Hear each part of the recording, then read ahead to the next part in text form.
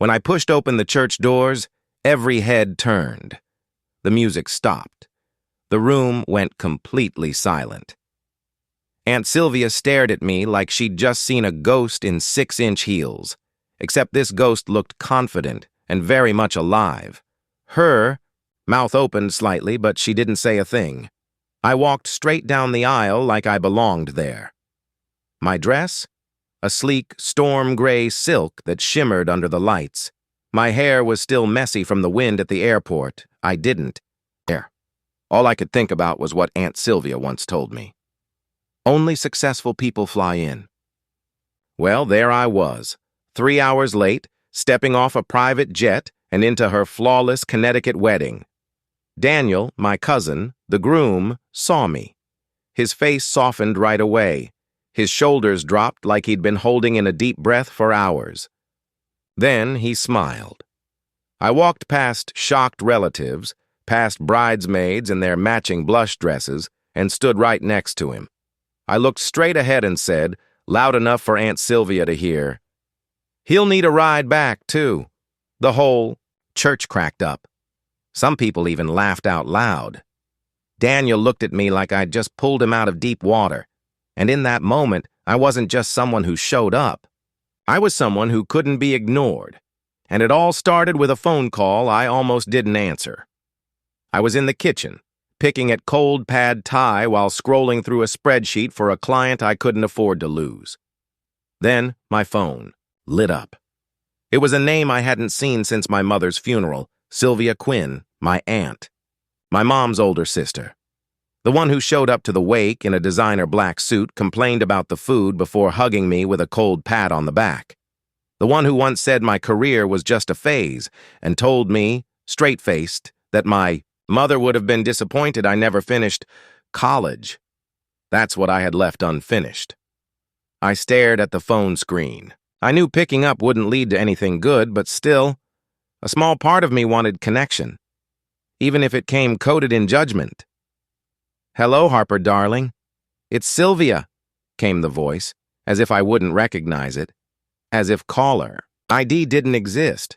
She cleared her throat like hearing me made her uncomfortable. "I wanted to personally invite you. Daniel is getting married next month, in Hartford."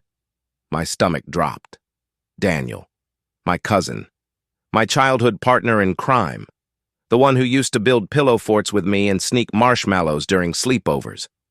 I hadn't heard from him in almost 2 years. "Wow," I said. "I didn't even know he was engaged." "It was a short engagement," she replied, quickly skipping over the awkward silence. "We're keeping it small, just family. He'd love to see you." Her voice was smooth, too smooth, like she'd practiced it. I could already feel the hidden message beneath her words. This wasn't really about Daniel. This was about image. Sylvia didn't want to leave out the poor cousin, the one with a startup and a shared apartment in East Austin. I hesitated. "I'd love to come, but I'm not sure I can swing a plane ticket right now." There was a pause. I heard her sigh, then a soft, fake chuckle. "Oh, honey," she said, "only successful people fly in." Just like that, like it was a joke. But it hit me like a slap. I swallowed hard. "Right," I said, trying to keep my voice steady. "Thanks for the invite." We hung up. And I just stood there, still holding the phone like it had turned on me. I looked around my kitchen, dishes piled beside the sink, my laptop open to some billing software I barely understood. This company, this thing I had built from scratch. After leaving college behind, college was finally behind me. Or so I thought. My business was picking up. I had clients in 3 different states. I had freedom, control over my life.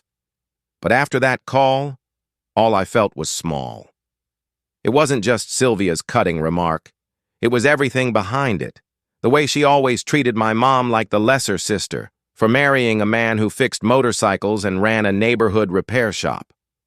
The way she looked at me during every family gathering, like I was a disappointment she couldn't quite hide. She didn't know the nights I stayed up until dawn working on my app. She didn't see the late rent payments, the near misses, the Deals I closed with nothing but grit and a laptop. She didn't know that I had built something, real, from the ground up, but I knew, and Daniel knew too. Or at least he used to. Growing up, he was like a brother to me. We were always together, summers at the lake, telling ghost stories under a blanket with a flashlight, turning backyard mud into entire worlds. Then high school happened. And Sylvia started pulling him away. Private school, fewer visits. By the time I dropped out of college to start my business, he felt like a stranger. But I remembered one thing. We were 10 years old, hiding in the garage from a thunderstorm, and I made him a promise. No matter what, I'll be there at your wedding. I broke that promise the second I told Sylvia I couldn't afford the flight. That night, I sat at my desk and scrolled through old photos. Daniel with a goofy grin and a marshmallow mustache. Me in a Superman cape, arm wrapped around his shoulder. We used to believe in each other before the grown-ups pulled us apart. I thought about Mom. She would have laughed at Sylvia's comment, rolled her eyes, and told me, "Pack a bag anyway. We don't wait for permission. We just go." I closed my laptop, pushed my leftovers aside, and leaned back in my chair. I wasn't sad. I was angry, not just at Sylvia, but at myself, for letting her words get under my skin, for still caring what she thought, for still hoping that one day she'd finally see me, really see me, and for letting time and silence replace the bond I once had with Daniel. I hated that he'd been pulled into a version of the family that had no space for someone like me. But right then, I made a decision. If showing up was my way of making a statement, then I'd make it loud. Loud enough that no one could ignore it. Sylvia's words kept playing in my mind. Only successful people fly in, over and over, like a dare. I didn't cry. I didn't scream. I didn't break anything, though I wanted to. I just sat there, gripping the edge of my desk, my heart pounding, my face hot with frustration. That sentence didn't just insult my bank account. It hit deeper. It aimed right at who I was. It dismissed everything I had built with blood, sweat, and no safety net. And the worst part? I let it happen. I didn't say a word. I just hung up and let her voice echo in my head. I opened the family group chat they'd made for the wedding. Dozens of messages. Photos of flowers, pictures of the venue, white pillars, a chandelier bigger than my entire kitchen, bridesmaid fittings, a brunch invite, not one message with my name. They weren't just assuming I wouldn't come. They had already erased me. Closed the chat and tossed my phone onto the couch. Then I stood there, arms crossed, pacing, and suddenly my apartment felt even smaller. The chipped paint on the windowsill, the secondhand couch, the sound of the neighbors dragging furniture upstairs. It all suddenly felt like proof that maybe Sylvia was right. But then my eyes landed on the whiteboard above my desk. My goals were still written there in red marker. Land 3 new clients. Hit 6 figures in revenue, launch version 2 of the app. Be the person my mom raised me to be. That last one never changed, no matter what else I crossed off or rewrote. I thought of my mom again. How she worked 2 jobs after my dad left. How she held her head high and never let anyone make her feel less for living on a budget. How proud she was when I started my business, even though it scared her. She believed in me more than I believed in myself, and she couldn't stand Sylvia's snobbery. She used to say, "That woman thinks having money makes her right." I didn't just want to prove Sylvia wrong. I wanted to prove my mother right. I sat down and looked at my laptop. My checking account could cover rent, groceries, and a little cushion for emergencies. A last-minute ticket from Austin to Hartford, way more than I wanted to spend. Still, I opened Google Flights. The prices were outrageous. Coach was sold out for anything remotely affordable. First class looked like a joke, but I hit refresh anyway, like somehow that would change things. Refreshing the flight page didn't change a thing. The prices stayed sky high, and that's when something shifted. Sylvia's voice echoed again in my head. Successful people fly in. What if I did fly in, like someone she couldn't ignore? The idea came out of nowhere. A private jet, landing in her quiet little world. Not to make a scene, not to flash money I didn't have, but to show up in a way she'd never forget. At first, I laughed. It was ridiculous, completely unrealistic. Way beyond anything I could justify, but I couldn't let the thought go.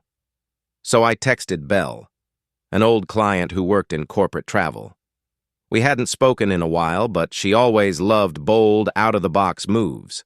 I told her the whole story. No? Filters. Then I asked, half joking, what it would cost to charter a private jet from Austin to Hartford. 10 minutes later, she replied, "You're insane." I love it. Let me see what I can do. I didn't expect her to actually find something, but she did. A small charter company had a Cessna Citation with an empty leg flight heading back to the Northeast. It was still expensive, several $1,000s, but less than half the normal price. I stared at the number. My stomach turned. I could afford it, barely. But it would drain my emergency fund and delay every plan I had for the rest of the month. And yet something inside me felt still, not wild, not reckless, just clear. I wasn't doing this to impress anyone.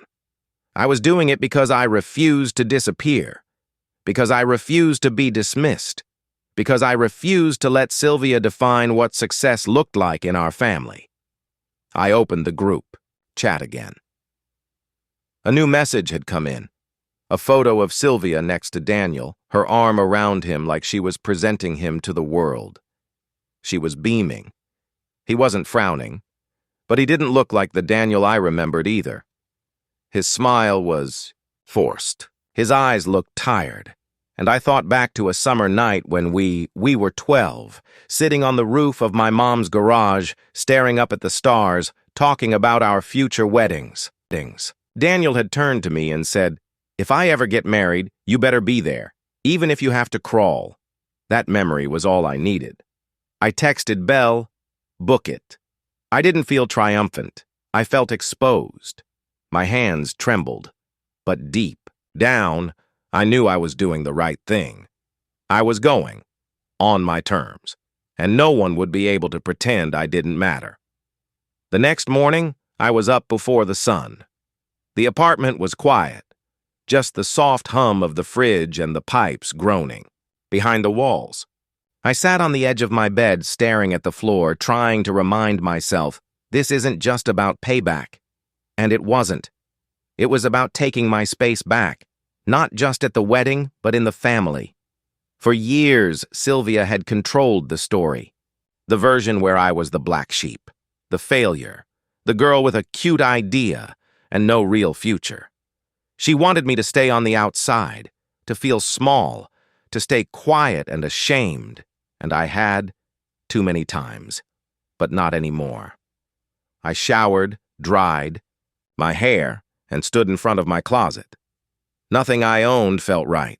I pulled out a navy blazer and a plain cotton dress, held them up, then dropped them back. If I was stepping off a private jet, I wasn't showing up in something that screamed job interview at Target, so I dipped into what was left of my budget and headed downtown. I found a boutique that had just opened, walked in, looked the saleswoman in the eye, and said, "I need to make an impression." She gave me a look, but didn't ask questions. 2 hours later, I walked out with a storm gray silk dress, sleek, low-backed, with just the right amount of edge. It didn't scream for attention, but it demanded to be noticed. The heels were sharp, narrow, and brutal on my feet. But I didn't care. I got a blowout. A fresh manicure. I charged the parts I couldn't afford and told myself I'd deal with it later. I always had. Back at home, I packed a small bag. I didn't need much. The jet was waiting. The flight was supposed to take off late morning, but a mechanical issue threw everything off schedule. Every delay felt like a punch in the gut. I kept checking the time, again and again, watching the clock eat away at my chance to make it. The ceremony was set for 3 p.m. At the pace we were going, I wouldn't land until almost 4. I paced the hangar, restless, heart thudding in my chest. I called Belle, twice. She stayed calm, told me the pilot was doing everything he could without compromising safety. I thanked her, even though I knew she couldn't see the panic written all over my face. When I finally stepped onto the jet, it hit me. I was the only passenger. The white leather seats gleamed.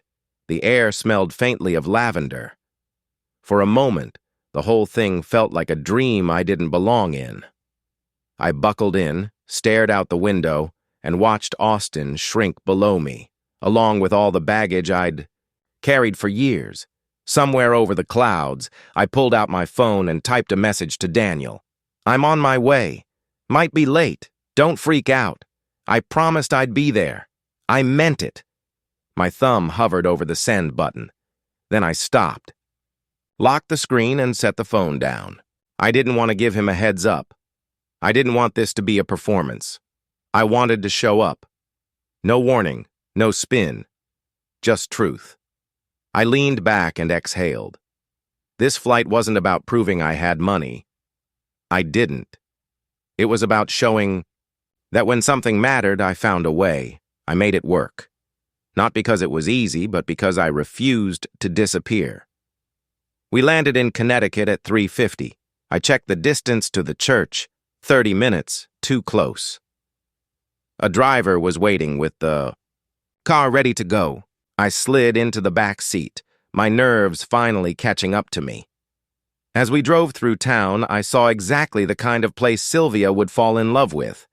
White colonial shops, neat sidewalks, picture-perfect churches. It was everything traditional, polished and tidy. Everything I wasn't. We pulled into the church parking lot at 4:18. Cars filled every spot. Music poured out from behind the tall doors. I told the driver to stay.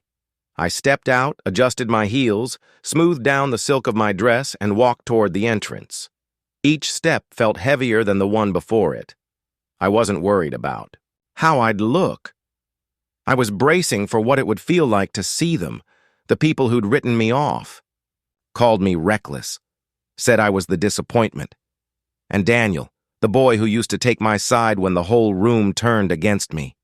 Now standing at the front of that church, surrounded by faces that had long since forgotten mine. But I had made a promise, and I was here to keep it. I climbed the church steps, took a final, steady breath, then pushed the doors open. Ashamed and unsure fell away. I wasn't the girl with the unfinished degree or the business no one believed in. I wasn't the cousin who didn't belong or the daughter who never measured up. I was Harper. I was his person. I was the promise kept. Daniel held on tight and whispered, "I can't believe you came." I pulled back just enough to look him in the eyes. "You told me to crawl if I had to." His laugh caught in his throat. His eyes were glassy, like he might cry if we stayed like that any longer. So we didn't. The officiant cleared his throat, awkwardly. A cue, maybe. Or a question. Daniel turned, gave a small apologetic nod to the front of the church, and I stepped to the side. I wasn't there to steal a spotlight. I was there to stand in it. Sylvia still hadn't moved. Her mouth was pressed into a line so thin it could have been drawn with a ruler. I looked at her just once, and she looked away. That was all I needed. The ceremony resumed, but everything had shifted. I wasn't. Just another guest tucked into a pew. I was the interruption that proved something. I couldn't be written out. When it was over, Daniel found me in the crowd of well-wishers and relatives. He hugged me again, longer this time. "I thought you weren't coming." "I almost didn't," I said honestly. "But you did." "Yeah," I said. "I did." And for the first time in a long time, I felt like I wasn't fighting to be. Seen. I already was. Sylvia came over eventually, all practiced grace and brittle pleasantries. She complimented my dress, said something about how dramatic entrances must run in the family. I smiled, thanked her, and said nothing else. She knew. We both did. It wasn't about fashion or flights or timing. It was about showing up loudly, unapologetically, and on my terms, because success isn't just who claps for you, it's who can't ignore you anymore. And as I stood there, storm gray silk catching the light, heels anchored to the church floor, I wasn't just in the story, had become the plot twist. The fear and shame melted away. I wasn't the cousin who didn't belong anymore. I wasn't the girl who couldn't afford a flight. I wasn't some forgotten story whispered by people who never really knew me. I was here, strong, confident, and unapologetically myself. Daniel leaned close and whispered, "You really came. I told you I would." His eyes shone with something deep and real. Not just to the ceremony, to me, to the history we share, to every memory that's never faded, no matter how far apart we've been. Elena, the bride, leaned over and asked, "Is this your cousin?" Daniel nodded. "Yeah, this is Harper." She smiled warmly and extended her hand. "I'm glad you made it." The moment wasn't tense or awkward. It was honest. I could see in her eyes that this mattered, not just to Daniel, but to me as well. I stepped aside so the ceremony could continue. The officiant resumed the vows, and I took a seat near the front, right next to a shocked and stiff Sylvia. She stared straight ahead, jaw clenched, silent. I didn't say a word either. Her silence spoke louder than anything she could have said, and somehow that was enough. When the vows ended, the crowd applauded. I stood with everyone else. When Daniel and Elena kissed, I allowed myself a genuine smile, not for the audience, but for Daniel, because he looked happy, because I'd kept my promise, because this moment was his, and I'd made sure I didn't miss it. Outside the church, as people gathered for pictures, Daniel walked with me to the sidewalk away from the flashes. "You didn't have to do all this," he said. "I know," I replied, "but I wanted to." He looked sorry. "I'm sorry I didn't reach out more. I should have made sure you were part of everything." "You didn't have to," I said. "I knew how this would go the minute she invited me." He glanced over at his mother, busy, posing with the guests. "She tried to cut you out," he said, smiling softly. "But it didn't work. I'm really glad you came." ChatGPT said, "came." I looked at him, then glanced toward the sleek black car waiting quietly down the street. I meant every word I said in there. I told him, "You'll need a ride back too. The jet leaves at 7 night." His eyes widened in surprise. "You're serious?" I shrugged. "You said you wanted to do something wild before you got married. Consider it a gift." He laughed, shaking his head in disbelief. "You're insane." "Exactly, and she'll never forget it." We slipped away from the reception early. Daniel and Elena said their goodbyes, ducking out just before the dancing started. Most people assumed they were headed to a hotel or a private dinner, but only a few knew the real plan. We slid into the waiting car at the edge of the church lot. As the driver pulled away, I glanced back at the building, all lit up with white lights and polished expectations. My aunt stood at the edge of the crowd, still trying to control every detail of the night. She didn't look our way, or maybe she did, but it didn't matter. Daniel sat beside me, tie loosened, his face glowing with disbelief. "I still can't believe you actually got a jet." "I didn't get one," I said. "I found a way to borrow one. There's a difference." "I don't care. You pulled it off. I'll never forget that entrance." He turned serious. "You saved something for me today. I didn't realize how much I needed you there until I saw you walk in. It was like the room got real again." I looked at him, and for a moment, we were kids again.